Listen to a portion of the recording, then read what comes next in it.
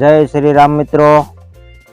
અત્યારે આપણે વાડીમાં આટો મારવા આવ્યા છીએ અને હોદ હમણાં તો જોયો નહોતો એટલે હોદમાં કેવી લીલ જામી ગઈ છે એ જોવા આવ્યા છે। જોવો તો હોદમાં થોડીક લીલ તો જામી ગઈ છે, પણ કાલે રવિવાર છે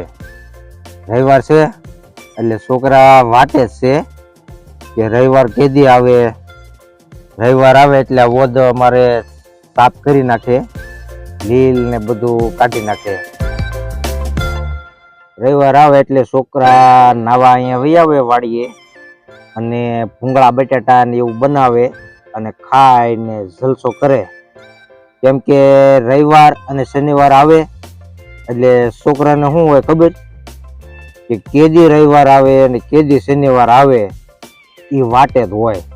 કેમ કે એને એ શનિવાર રવિવારની જ વાટ હોય ભણવામાં, પછી કેદી અને શનિવારના દિવસે ભણવામાં એનો રસ ન હોય બહુ। અને પછી મિત્રો હું તમને એક આપણે ફ્રૂટનું ઝાડવું બતાવું છું, એ લગભગ ક્યાંક જ જગ્યાએ તમને જોવા મળશે। બાકી આપણે વાડીએ બધા ફ્રૂટના ઝાડવા છે।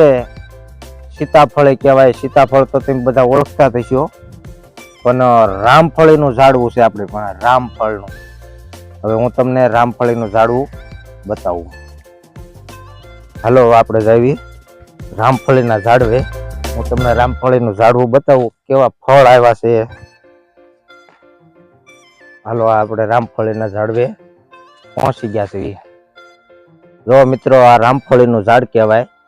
આપણે સીતાફળના તો બગીચા ને ઝાડવા ઘણાના ઘરે હોય, વાડીએ હોય, બધી જગ્યાએ તમે સીતાફળને તો ઓળખતા હશો, પણ અમારી વાડીએ જો આ રામફળીનો એક મોટો છોડવો છે, મોટો છે, અને જો એના ફળ કેવા છે હું તમને બતાવું।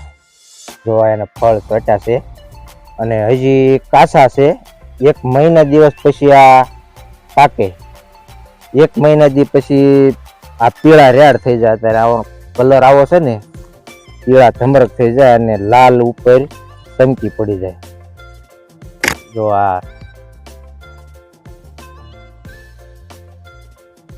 આ થળિયું છે અને એના પાન હું તમને બતાવું, અસલ સીતાફળ જેવા અને આંબાના હોય ને એવા કેવા લાઈનમાં જો ગોઠવેલા પાંદડા એના સરસ મસ્ત। હવે હું તમને ફળ બતાવું, આમાં ફળ ચોટ્યા છે। જો આ રામફળ છે અને બાકી અધર છે, પણ એ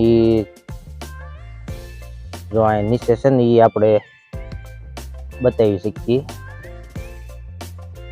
જો આ રામફળના ફળ છે અને બાકી અધર જો ચોટ્યા છે અને બેક નાના છે હજી। એનો છોડવો ઝાડ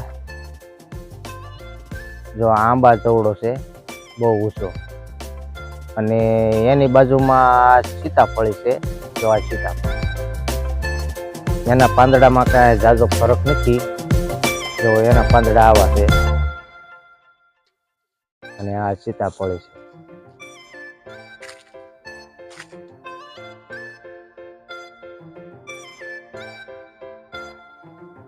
હવે મિત્રો આપણે આના બગીચા ક્યાંય તમે નહીં જોયા હોય, ઝાઝા ભાગે આ ક્યાંક જોવા મળે એક રોપડો, એનો બાગ કે બગીચો જે હોય ના ક્યાંક માણસ રોપતા હોય, તો આ ફળનો એક છોડવો કે 1-2 ક્યાંક હોય।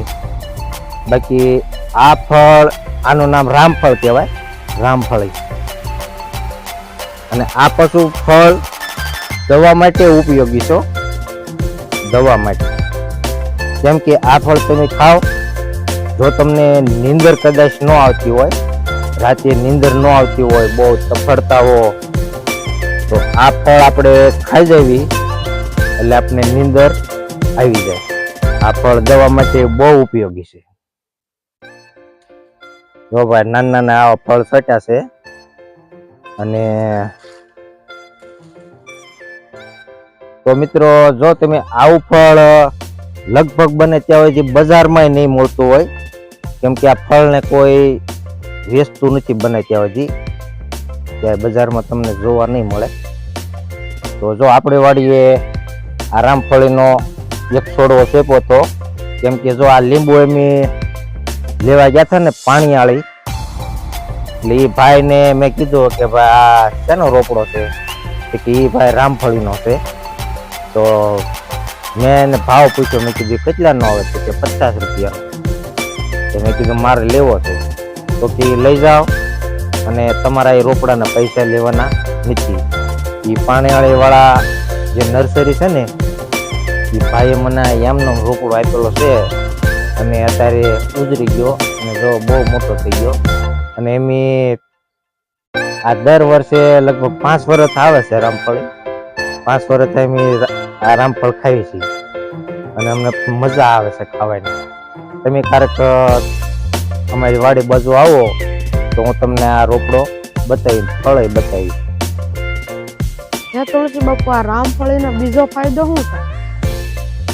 તો આ રામફળીનો બીજો ફાયદો પાછો એ થાય છે કે આ રામફળીના ઝાડવા તમે બેહો ને એટલે તમને શુદ્ધ વિચાર આવે, ખરાબ વિચાર ન આવે. આપણો અનુભવ છે પોતાનો, કેમ કે હું પાણી વાળતો હતો લીંબુમાં, એટલે મેં આ ઝાડવા હેઠે બેઠો એટલે મને કંઈક વિચાર જ બદલી ગયો.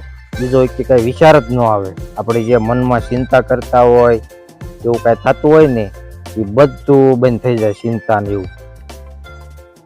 હાલે લે, આજ તો મારે અત્યારે જ બેસી જવું છે. હાલે લે, આ તો મજા આવી.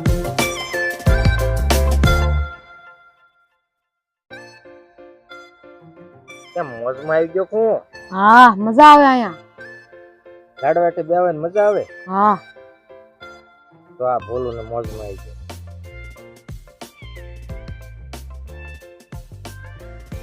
જો ભાઈ આ ઝાડવું છે ને રામફળીનું, એને પહેલા પ્રથમમાં તો કોઈ જાતનું એને ગંદકીનું પાણી કે આપણે કપડાં ધોયેલું સાબુનું પાણી કે એવું હોય એને આ ઝાડવે જવા દેવાય નહીં. કેમ કે જેમ આપણે તુલસીમાંનો રોપડો કેમ હોય અને આપણે એને પાણી પવિત્ર રીતે પાવી, એવી રીતે આને પાણી પાવું જોઈએ.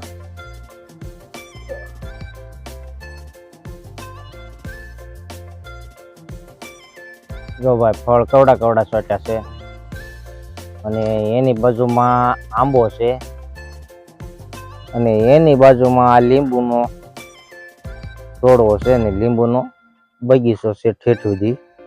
અને જો મિત્રો, હું તમને હારોહાર આ લીંબુની ફૂટે બતાવી દઉં. મારે જો આ ફૂટ ચાલુ થઈ ગઈ છે અને લીંબુ ચોટ્યા છે નાના મોટા. જો જવાણી ચાલુ થઈ ગયું છે અને મગમગ જવડા પણ જવાણી છે. જો આ મગમગ જવડું જવાણી છે અને લીંબુનો માલે પાછો બધી રીતનો છે.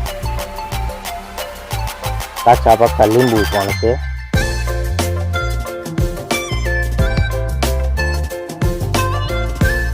કેમ મિત્રો, મજામાં છો ને? અમારા વિડીયો જોતા રહેજો. તો મિત્રો, અમારા વિડીયા તમને ગમ્યા હોય તો મારા વાલીડા જરાક લાઈક કરજો, સબસ્ક્રાઈબ કરજો અને અમારા વિડીયો જોતા રહેજો. જય શ્રી રામ, જય શ્રી રામ.